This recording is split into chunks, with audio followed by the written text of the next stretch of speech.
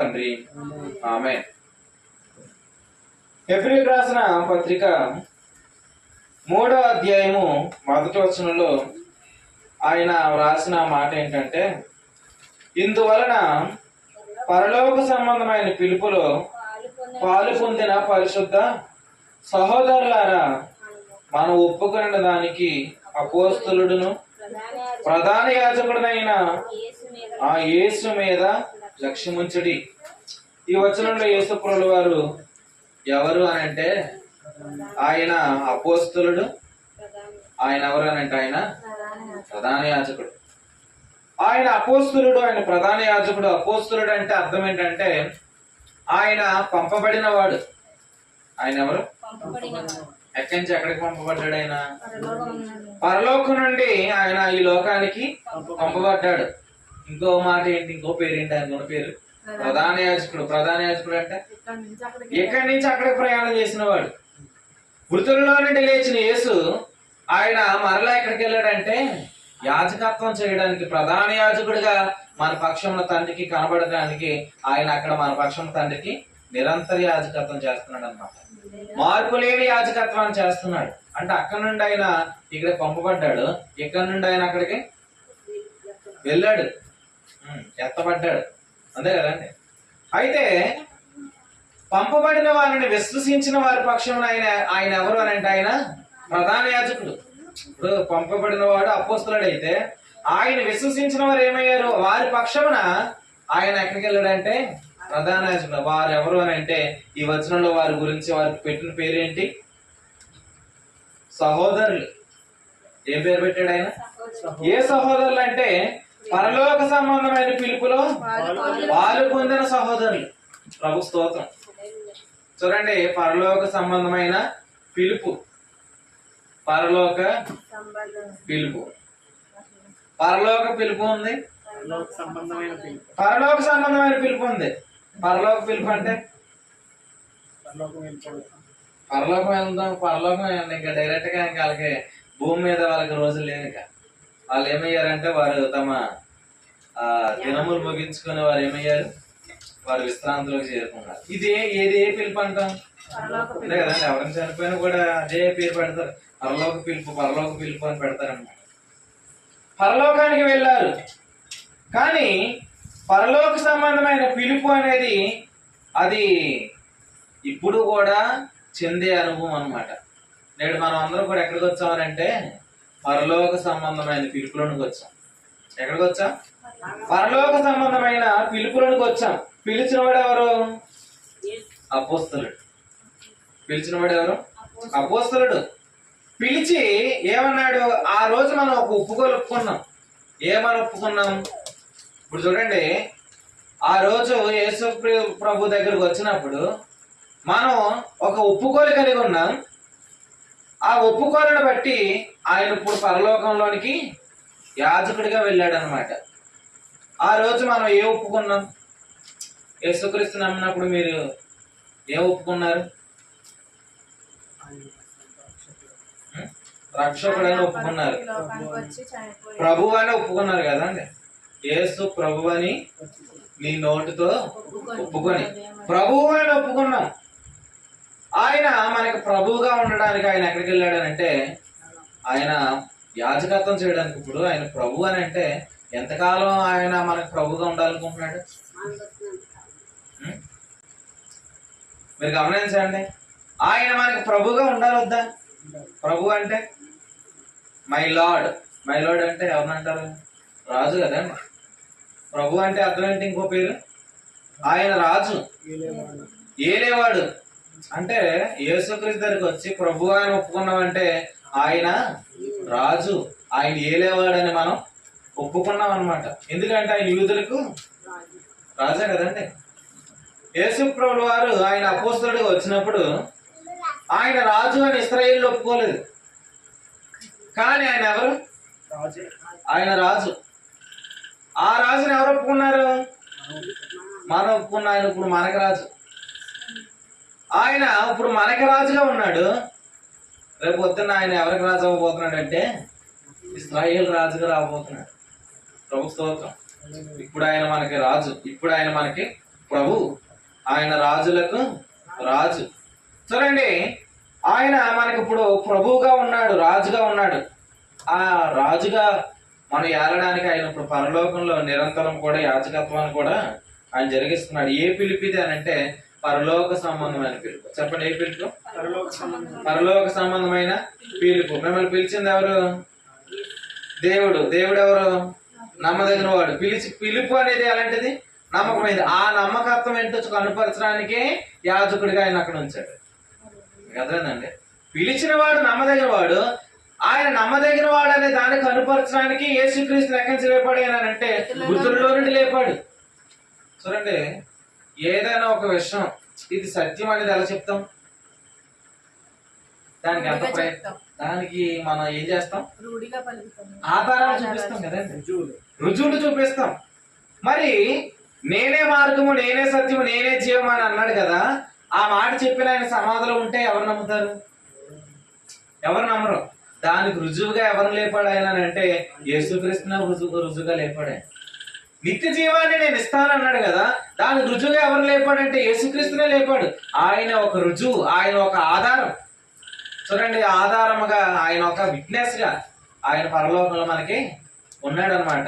కాబట్టి ఈ సాక్ష్యం నమ్మదగిన సాక్ష్యం. ప్రభు స్తోత్రం. చూడండి, నమ్మకమైన సాక్షి, నమ్మకమైన సాక్ష్యాన్ని రుజువు ఆయన మనకి ఇచ్చాడనమాట. ప్రభు స్తోత్రం. హల్లెలూయా. ఖచ్చితంగా ఈ సాక్ష్యము బలమైనది అనేది మీరు నమ్మండి. ఎందుకంటే సాక్షులు ఎంతమంది అని అంటే 3 ఉన్నారు. యేసుక్రీస్తు వారు లేచారన్న సాక్షులు ఎంతమంది? 3. నీరు, రక్తము, ఆత్మ. ఈ 3 సాక్ష్యం ఇస్తున్నారు అన్నాడు అనమాట. చెప్పండి అందరూ కూడా. ఏమేమి సాక్షులు? నీరు, రక్తము, ఆత్మ. ఇప్పుడు నీరు ఎవరు? మామూలుగా నీరు అంటే ఏంటి? వాక్యం. ఇప్పుడు వాక్యం ఎక్కడ వింటున్నాం? మనం ఇక్కడ కూర్చొని వింటున్నామా? సేవకుల ద్వారా వాక్యం వింటున్నాం. సో ఈ వాక్యం వినడం ద్వారా కూడా రుజువుపరుస్తున్నాం. ఏంటి? ఆయన లేచాడు. సో ఇప్పుడు నీరు అయిపోయింది. నీరు తర్వాత ఏంటి? రక్తం. ఇప్పుడు రక్తం ఎక్కడ ఉంది? పరలోకంలోనికి ఆయన రక్తాన్ని పట్టుకుని వెళ్ళాడు కదా. ఇప్పుడు ఆ రక్తం ఏం చెప్తుంది? ఆయన రక్తం పట్టుకెళ్ళాడంటే అర్థం ఏంటి? ఆయన లేచాడు కాబట్టి. ఇప్పుడు ఆయన లేవడాన్ని బట్టి రక్తాన్ని పట్టుకెళ్ళాడు. ఇంకొకరు ఎవరు? ఆత్మ. ఆత్మ అక్కడి నుంచి ఎందుకు వచ్చాడు? ఈయన వెళ్ళాడు కాబట్టి. అదేనండి, అంటే వీరు 3 ఏం చేస్తున్నారంటే ఒక సాక్ష్యాన్ని బలపరుస్తున్నారు అన్నమాట. పెళ్లికి చేసేటప్పుడు సాక్షులు ఉండాల. అలాగే ఆయన మనకి ఇస్తున్న సాక్ష్యం దేనికి అని అంటే ఒక విషయాన్ని ఆయన మనకి బలపరుస్తున్నాడు అనమాట. మీరు ఎక్కడున్నారంటే పరలోక సంబంధమైన పిలుపులో ఉన్నారు. ఆ పిలుపు విషయంలో ఆయన ఎంత నమ్మకమైన వాడు అని అంటే ఇదిగో యేసుక్రీస్తును మృతులలో నుండి లేపి మీ పక్షమున యాజకుడిగా ఉంచిన వాడు. నిరంతరము యాజకుడు ఆయన ఉన్నాడు. ఆయన ఎంతకాలం యాజకత్వం చేస్తాడు? హెబ్రీ పత్రికలో ఆయన గురించి చెప్పబడిన మాట ఏంటంటే నీ సంవత్సరములు తరగవు అన్నాడు. ఆయన ఏమన్నాడు? ఆయన సంవత్సరానికి ఏం లేదు, అంతము లేదు. అంటే ఆయన యాజకత్వానికి ఏం లేదు. నిజంగా చూడండి, ఆయన ఎంత గొప్ప యాజకుడు. ఇప్పుడు అహరోను వంశస్థులు వారి యాజకత్వం చేశారనమాట. పాత నిబంధనలో అహరోను వంశస్థులు యాజకులుగా ఉన్నారు. అహరోను తర్వాత యాజకులు ఎవరు? వారి కుమారులు. అంతే కదండి. మరి అహరోను చనిపోయిన తర్వాత ఇంకెవరు యాజకులు అవుతారు? కుమారులు యాజకులు అవుతారు. కానీ దావీదు కాలానికి వచ్చేసరికి యాజకులు ఎక్కువైపోయారు. ఏమయ్యారు? ప్రారంభంలో యాజకులు అక్కడే, కానీ ఇప్పుడు యాజకులు అనేక మంది అయ్యారు. ఇప్పుడు యాజకులు అనేక మంది అయ్యారంటే బలులు ఇచ్చేవారు కూడా పెరిగిపోయారు అనమాట. అంతే కదండి, బలులు ఇచ్చేవారు పెరిగిపోయారు, యాజకులు పెరిగిపోయారు. అప్పుడు దావీదు గారు ఏం చేశారంటే ఆయన 24 తరగతులు పెట్టాడు అనమాట. 24 తరగతుల కింద వారిని విభజించాడు అనమాట. అందుకే మన బైబిల్లో జకర్యా అని ఒక వ్యక్తి కనబడతాడు. ఆయన ఏ తరగతి? అబియా తరగతి. అబి ఎన్నో తరగతి? 8వ తరగతి. మీరు ఎన్నో తరగతి? ఎన్నో తరగతి వరకు చదివారు? ఆయన 8వ తరగతి అబియా తరగతికి చెందినవాడు. అంటే ఎన్ని తరగతులు ఉన్నాయి? 24 తరగతులు. ప్రకటన గ్రంథంలో ఎంతమంది పెద్దలు? 24 పెద్దలు. ఆ పెద్దలు ఎవరంటే వారు ఆనాడున్న యాజకులు. అయితే ఈ రోజు మనం ఈ యొక్క వాక్యాన్ని గమనిద్దాం. ఏంటనంటే వారు మరణం కలిగిన వారు, లేకపోతే అలా చెప్పాలా, వారు బలహీనత కలిగిన యాజకులు, బలహీనత ఆవరింపబడిన యాజకులు, మరణాన్ని కలిగిన యాజకులు. అందుకే ఆ యాజకులు బలహీనత కలిగిన వారు, ఆ యాజకులు మరణం కలిగిన వారు కాబట్టే వారు ఏం కలగ చేయలేకపోయారంటే సంపూర్ణ స్థితి కలగ చేయలేకపోయారు. నిజంగా చూడండి, నిరంతర యాజకులుగా వారు లేరు, వారు అనేకులుగా ఉన్నారనమాట. కానీ ఇప్పుడు పరలోకంలో యాజకులు ఎంతమంది ఉన్నారంటే ఒక్కడే ఉన్నాడు మన పక్షము. పరలోకంలో ఎంతమంది యాజకులు? ఒక్కడే. ఒక్కడే ఎందుకున్నాడు?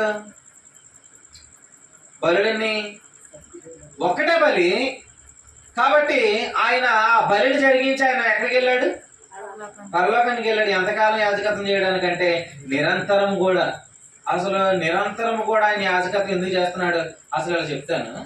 అసలు పాత నిబంధనలు బలులు ఎందుకు ఇమ్మన్నాడు? లేవికాండం చదవండి.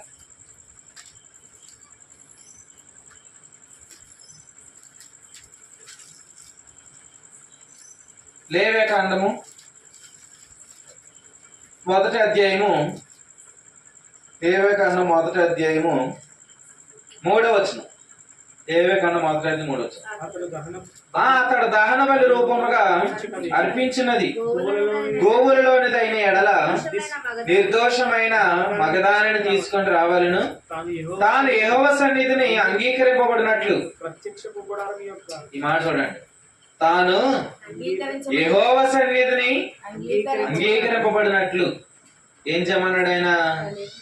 2వ వచనంలో బలి అర్పించమన్నాడు అన్నమాట. బలుడు ఎందుకు?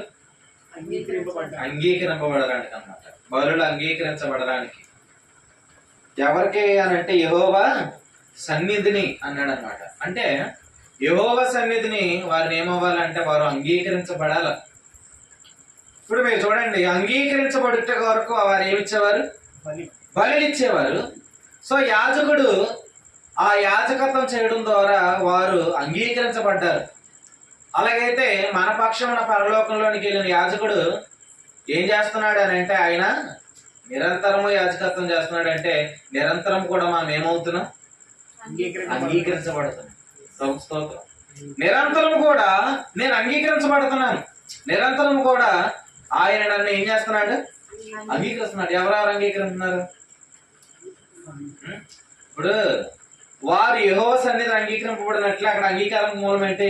యెహోవా సన్నిధి అంటే పరిశుద్ధ స్థలం, అంతే కదండి. ప్రత్యక్షపు గుడారం వారిని ఏం చేయాలి? అంగీకరించాలి. వారు లోపలికి వెళ్ళే అవకాశం రావాలంటే అది వారిని ఏం చేయాలా? అంగీకరించాలా. ఇప్పుడు మనం ఎక్కడికి వచ్చాం? పరలోక సంబంధమైన పిలుపులోనికి వచ్చాం. అంటే ఎక్కడికి వెళ్ళాం? పరలోకంలోనికి అని చెప్తున్నాడు ఆయన. ఇప్పుడు పరలోకం మనల్ని ఏం చేసింది? అంగీకరించింది. ఎఫెసీ పత్రిక 2:7 చెప్పండి, చూడకుండా.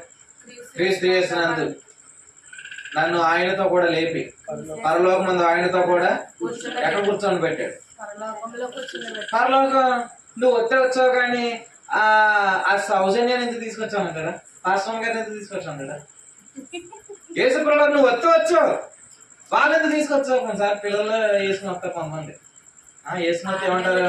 నువ్వు వచ్చావు కానీ వాళ్ళని ఎందుకు తీసుకొస్తావు? వాళ్ళు వచ్చేస్తారు, మంచం ఎక్కేస్తారు, అన్ని చేసేస్తారు అంటారు లేదండి. ఇప్పుడు యేసుప్రభువు గారు వస్తే సరే నువ్వు వచ్చారా లోపలికి రా, ఆయన మాత్రం అనవద్దు అని అంటుందా? లేదు. మీరు గమనించండి, పరలోకం ఏమంటుందో తెలుసా? యేసుప్రభువు వారితో ఎంతమంది వచ్చారో అంతమంది కూడా వచ్చేమంటుంది లోపలికి. హల్లెలూయా. చూడండి, అది మనం వెల్కమ్ చెప్తుంది. మరి ఒకప్పుడు పరలోకం వేరు. అది రక్తం వెళ్ళిన పరలోకం, అందుకే ఎవరు రావడం లేదు. ఇప్పుడు పరలోకం ఏంటి? రక్తంతో ప్రవేశించాడు. సో ఆ రక్తాన్ని బట్టి పరలోకం అందరిని ఏం చేస్తుంది? అందరికి ఇన్విటేషన్ లెటర్. ప్రభు స్తోత్రం. నిజంగా గమనించండి, అందరిని ఆహ్వానిస్తుంది అనమాట. అందరూ ఏమవుతున్నారు? యెహోవా సన్నిధిని అంగీకరించబడుతున్నారు. ఆ దానికి మూలం ఏంటంటే ఆయన మన పక్షం నిరంతరం కూడా ఏం చేస్తున్నాడు? చేస్తున్నాడు. ప్రతిరోజు నేను అంగీకరించబడుతున్నాను, ప్రతి గంట నేను అంగీకరించబడుతున్నాను, ప్రతి క్షణం నేను అంగీకరించబడుతున్నాను. ఎప్పుడు కూడా నేను ఎలా ఉండాలా? నేను అంగీకరించబడ్డానని అనుభవంలో ఉండాలా. ఈ అనుభవం వారికి లేదు కాబట్టే వారు బలులు ఇచ్చారు. ఈ అంగీకారం మనకు ఉంది కాబట్టే మన జీవితంలో ఏమాగినాయి? బలులాగినాయి. అంటే పాపజ్ఞప్తి గల మనస్సాక్షి ఆగింది. ఈ పరిచయలో ముఖ్యంగా మనం ఒక విషయాన్ని గమనిస్తాం ఏంటంటే, నేను అంగీకరించబడ్డాను. మనం గమనించేది ఏంటి? అంగీకరించబడ్డాను. ఇప్పుడు అంగీకరించబడ్డానని నమ్మితే ఏమవుతుంది? అంగీకరించబడటానికి ఇంక మనం ఏమి చెయ్యం, అంతే కదండి. ఇంకా నేను ఏదో చెయ్యాలనే భావన ఆగిపోవాలంటే ఏం చేయాలా? ఇప్పుడు ప్రపంచంలో చాలా మంది యేసుక్రీస్తు నమ్మి కూడా ఇంకేమనుకున్నారు, నేను ఏదో చేసి మరలేమవ్వాలా, అంగీకరించబడాలా, అంగీకార భావంలోకి వెళ్ళాలని కొంటున్నారు. ఇప్పుడు నేను అంటాను, వారందరూ కూడా యేసుక్రీస్తు నమ్మి కూడా ఇంకా నేను అంగీకరించబడాలని ఎందుకు అనుకుంటున్నారు?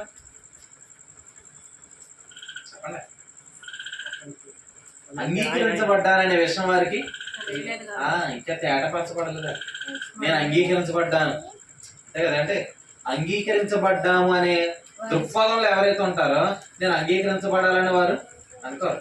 అన్ని మారతాయండి. ఇప్పుడు కొత్త నిబంధనలు ఒక వ్యక్తి ప్రార్థన చేయడానికి వచ్చాడు. ఎక్కడికి? దేవాలయానికి వచ్చాడు. ఏం చేశాడు? ప్రార్థన. పరిసేయుడు ప్రార్థన చేశాడు. పరిసేయుడు ప్రార్థన పక్కన పెట్టి మనం సుంకర ప్రార్థనకి వెళ్దాం. సుంకర ఏమైనా ప్రార్థన చేశాడు? ఆకాశం వైపు కొనలెత్తుడికైనా ధైర్యం చావట్లేదు, చాలక అన్నాడు కదా. ధైర్యం చాలక ఇంకేం చేశాడు? దేవా పాపినైన నన్ను కరుణించు అని ప్రార్థన చేశాడు. ఏం చేశాడు? కరుణించమని ప్రార్థన చేశాడు కదండి. ఇప్పుడు ప్రార్థన చేసిన తర్వాత కింద ఏమన్నాడు? అతని కంటే ఇతడు నీతిమంతుడిగా తీర్చబడ్డాడు అన్నాడు. ప్రభు స్తోత్రం, హల్లెలూయా. అతని కంటే ఇతరంటే ఎవరు? పరిసేయుడి కంటే. పరిసేయుడు ఎందుకు వచ్చాడు? అంగీకరించబడడానికి. పరిసేయుడు ఎందుకు వచ్చాడు? అంగీకరించబడడానికి. కానీ ఎవరు అంగీకరించబడ్డారు? సుంకర అంగీకరించబడ్డారు. సుంకర ఎందుకు అంగీకరించబడ్డాడు? పరిసేయుడు ఎందుకు అంగీకరించబడలేదు? నేను అంగీకరించబడడానికి పరిసేయుడు ఏం చెప్పాడు? ఏమన్నాడు? నేను వారం ఏం చేస్తున్నానంటే వారానికి 2 మార్లు నేను ఉపవాసం ఉంటున్నాడు. ఎందుకు? అంగీకరించబడడానికి. ఇంకేం చేస్తున్నాడు? బలు అర్పిస్తానని చెప్పాడు. నేను పాపం చేయట్లేదు అని అన్నాడు. అంతే కదండి. పాపం చేయట్లేదు, నేను అబద్ధం ఆడతలేదు, నేను దొంగతనం చేస్తలేదు, ఆఖరికి ఎలా లేను? సుంకర్లాగా కూడా లేను. అంటే నేను కొత్త కథ ఎలా ఉన్నాను? మంచిగా ఉన్నాను. కాబట్టి నువ్వు ఆయన అంగీకరించాలి. ఎవరికి రిక్వెస్ట్ లెటర్ పెట్టాడు? దేవునికి ప్రార్థనలో రిక్వెస్ట్ లెటర్ పెట్టాడు. నన్ను అంగీకరించాను. దేవుడు ఏం చేశాడు? ఆ రిక్వెస్ట్ లెటర్ ని రిజెక్ట్ చేసేసాడు. మరలా ఈ లోపల ఒక ఆయన ప్రార్థన చేస్తున్నాడు, ప్రభు పాపినైన నన్ను కరుణించన్నాడు. ఇప్పుడు ఇతను కూడా రిక్వెస్ట్ చేశాడు, ఇది యాక్సెప్ట్ చేశాడు. అతను ఎందుకు రిజెక్ట్ చేశాడు? ఇతను ఎందుకు యాక్సెప్ట్ చేశాడు? ఇతను ఆయన ఇచ్చే కరుణ మీద అనుకున్నాడు కాబట్టి. ఆయన ఇచ్చే అసలు సుంకరలో ఏ క్రియలు లేవు, అంతే కదా. సుంకర దగ్గర ఏం లేవు? క్రియలు లేవు. క్రియలు లేకపోతే అంగీకరించబడతాడా? క్రియలు లేకపోతే అంగీకరించబడతాడా? అంగీకరించబడ్డాడు కదా. ఎందుకు అంగీకరించబడ్డాడు అని అంటే, పాపినైన నన్ను కరుణించమన్నాడు కదా. కరుణించేవాడని అతడు ఏం చేశాడు? నమ్మాడు కదా. ఇప్పుడు మీరు గమనించండి, పాపినైన నన్ను కరుణించేవాడు నమ్మాడు కాబట్టి అక్కడ వచ్చి ప్రార్థన చేశాడు. సరే అండి. అంటే అతనిలో ఏముంది? విశ్వాసం ఉంది. విశ్వాసం అంటే ఏంటి? విశ్వాసం అంటే ముగించబడిన పని. విశ్వాసం అంటే ఏంటి? ముగించబడిన పని. ఎక్కడ ముగించాడు ఈ పని అని అంటే, యేసుక్రీస్తు కల్వరిలో చనిపోయినప్పుడు ఉన్నాడు కదండి, అప్పుడు ముగించాడు పని. ఇప్పుడు అబ్రహాము నమ్మాను, చెప్పండి, అది అతను నీతిగా పెంచాను. అబ్రహాం ఏం నమ్మాడు? యేసుక్రీస్తు నమ్మాడా? విశ్వాసం అంటే ఏంటి? అదేనండి. మరి అదే ముగించబడిన పని. ఏం ముగించబడింది? పాపాలకు సమాప్తి పలికాడు కదా. విశ్వాసం అంటే మీరు ఎప్పుడు ఆది కాండంలో ఎక్కడి నుంచి వెళ్తున్నాం అంటే కొత్త నిబంధన చల్లండి. ఇక్కడి నుంచి అక్కడికి వెళ్తున్నాం అంతే. అబ్రహాము గారి దగ్గరికి వెళ్తున్నాం. ఇప్పుడు విశ్వాసం అంటే ముగించబడిన పని. ఆ ముగించబడిన పనిలో యేసుక్రీస్తు ఏమయ్యాడు అని అంటే, ఆయన చనిపోయాడు, సమాధి చేయబడ్డాడు, తిరిగి లేచాడు, పరలోకానికి వెళ్ళాడు. ఇది విశ్వాసం కదా. ఇది ఈ తాత్పర్యులకు ఎవరు వచ్చారంటే ఆనాడు అబ్రహాం కూడా, అబ్రహాం గారు కూడా వచ్చింది. ఎందుకని అంటే ఇదిగో యేసుక్రీస్తు ముగించబడిన పనిలోకే. నోవాహు గారు ఎందులోకి వచ్చాడు అని అంటే, ఆయన సిలువలో కలువరిలో జరిగించిన ఆ ముగించబడిన పనిలోనికే. ప్రపంచంలో లేకపోతే బైబిల్లో ఎంత మంది ఉన్నా కూడా వారందరూ కూడా ఏ ముగించబడిన పనిలోకి వచ్చారంటే యేసుక్రీస్తు ముగించిన పనిలోకి వచ్చారు. ప్రభు స్తోత్రం. నేడు మనము కూడా ఏ ముగించబడిన పనిలోకి వచ్చాం? యేసుక్రీస్తు దేనికైతే ఫుల్ స్టాప్ పెట్టాడో దాంట్లోకి వచ్చాం. హల్లెలూయా. ఆయన ముగించాడు. ఇప్పుడు శంకర ప్రార్థనలో ఏమైంది? ముగించబడిన పనిలోకి వచ్చాడు. కానీ పరిచయుడు ఏం చేస్తున్నాడు? ముగించబడిన దాంట్లోకి రాలేదు, ప్రారంభించాడు. వారానికి 2 మార్లు నేను ఉపవాసం అంటున్నాడంటే ఏం చేశాడు? ఆయన భోజనం మానేశాడు కదండి, అంతే కదండి. వారానికి 2 రోజులు భోజనాన్ని మానేశాడు కదా. నేను అంటాను, భోజనం మానేస్తే అంగీకరించబడతాడా? భోజనం మానేస్తే అంగీకరించబడతానని ఎందుకు అనుకున్నాడు అంటే? ఆ రోజు ఏం కూర అంటారు ఇంట్లో? ఆ రోజు మంచి కూర కాదు కాబట్టి అతను ఉపవాసం ఉన్నాడా? ఏమో, ఎలా ఉందో తెలియదు కానీ వాతావరణం అయితే.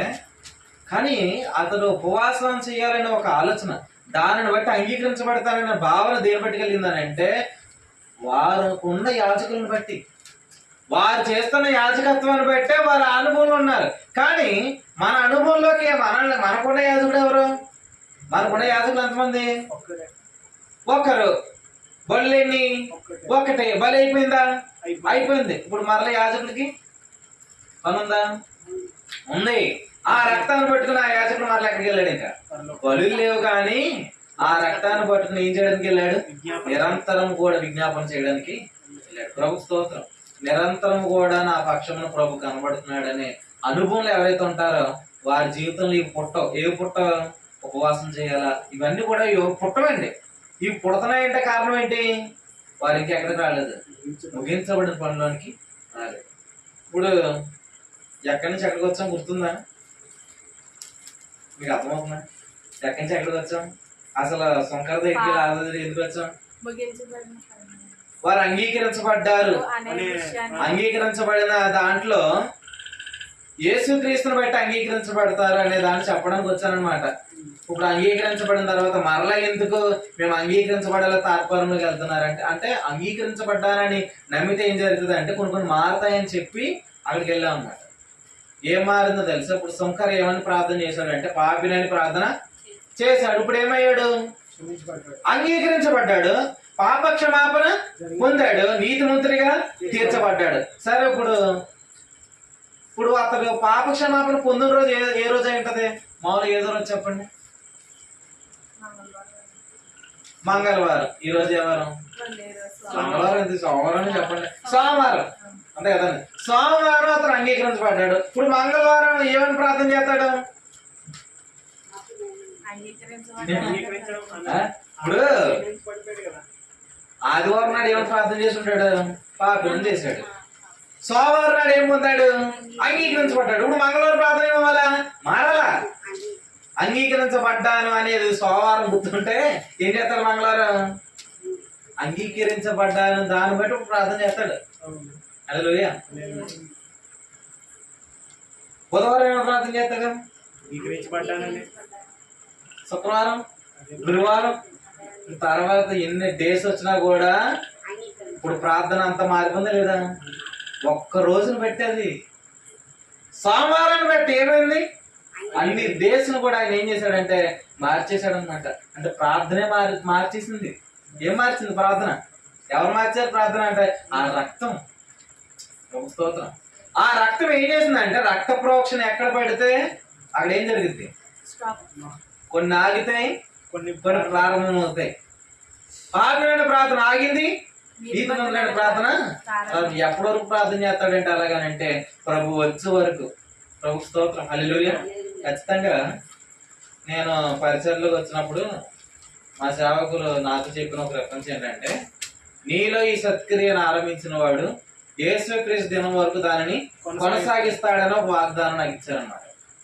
అది 2020 కదన్నా, కరీంనగర్లో కాదు. నేను ఈ పరిస్థితిలోకి వచ్చిన కొత్తలోనే యూట్యూబ్ లో వాకింగ్ చెప్తున్న కొత్తలోనే ఈ వాగ్దానం చెప్పారు. 8 సంవత్సరాలైనా అది మర్చిపోయినా అలా గుర్తుండిపోయింది.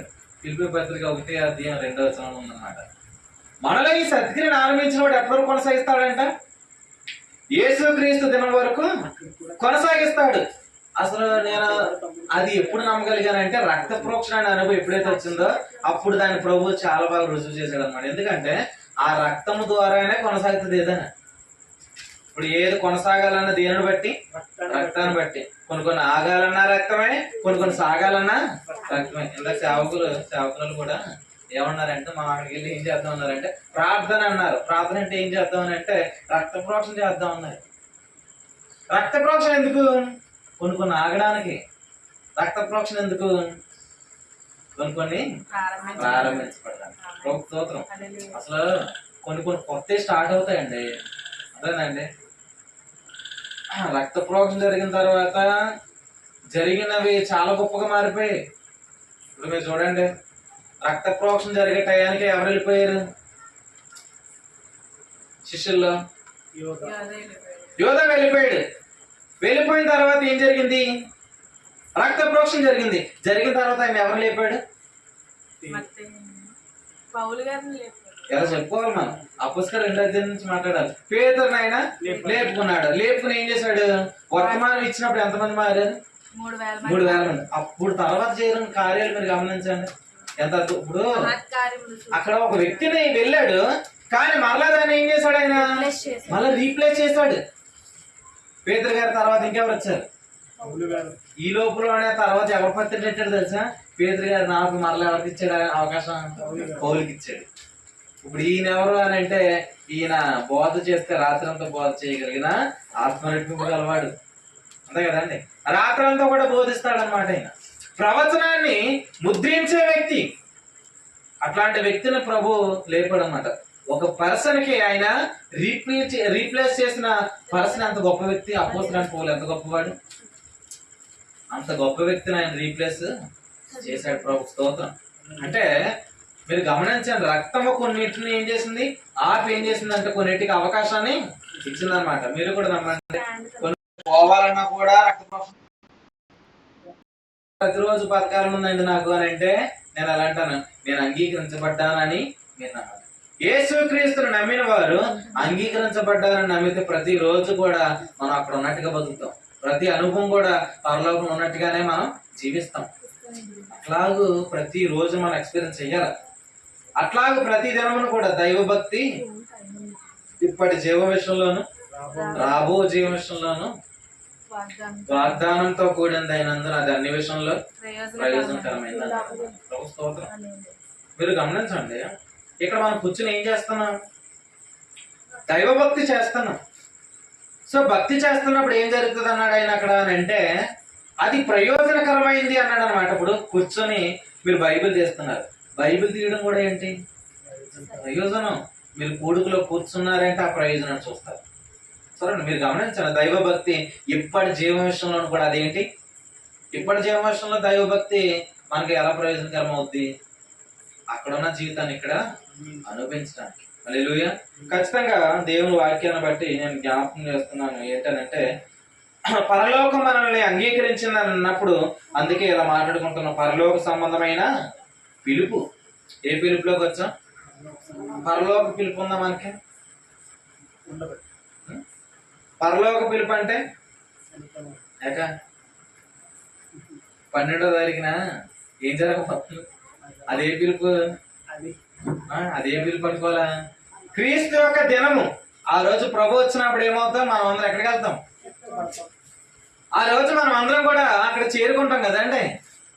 ఆ పిలుపు ముందే ఒక పిలుపు గురించి మాట్లాడుతున్నాడు. ఇదే పిలుపు అని అంటే ఇది పరలోక సంబంధమైన పిలుపు.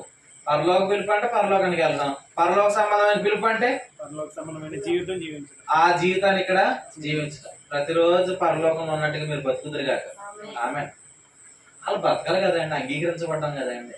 చాలా మంది నమ్మడానికి ఏం రావట్లేదు అంటే మనసు రావట్లేదు. అంటే మనసు రాకపోతే మనం ఏం చేస్తాం? మనసు వచ్చిన వాళ్ళందరూ దేవుని కృపను పొందుతారు. ప్రభు స్తోత్రం. ఖచ్చితంగా ఈ రాత్రి మీరు అందరూ కూడా ఈ మాట పట్టుకోండి. ఎప్పుడైతే అది పట్టుకుంటారో ఏం జరుగుతుందో చదవండి. హెబ్రీ పత్రిక 3వ అధ్యాయం చదవం కదా, 6వ వచనం చదవండి. హెబ్రీయులకు రాసిన పత్రిక 3వ అధ్యాయం 6వ వచనం. అయితే క్రీస్తు కుమారుడై ఉండి ఆ ఇంటి మీద నమ్మకముగా ఉన్నాడు. ధైర్యమును నిరీక్షణ వలని ఉత్సాహమును తుదమట్టుకు స్థిరముగా చేపట్టిన ఎడల మనమే ఆయన వీళ్ళు ఏమన్నా